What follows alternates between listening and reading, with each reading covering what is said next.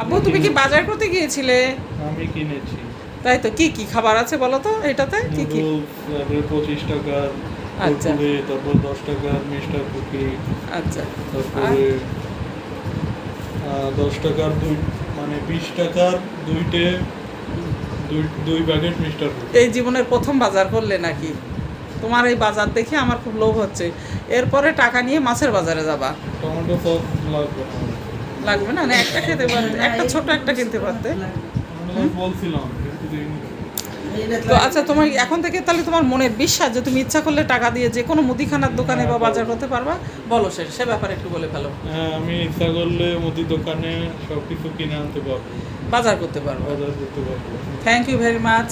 আর এখন থেকে সব কিছু নিজের কাজ নিজেই তো করছো, গোসল, খাওয়া, ওষুধ খাওয়া, বলো সেটা। এখন থেকে সব একা করছি।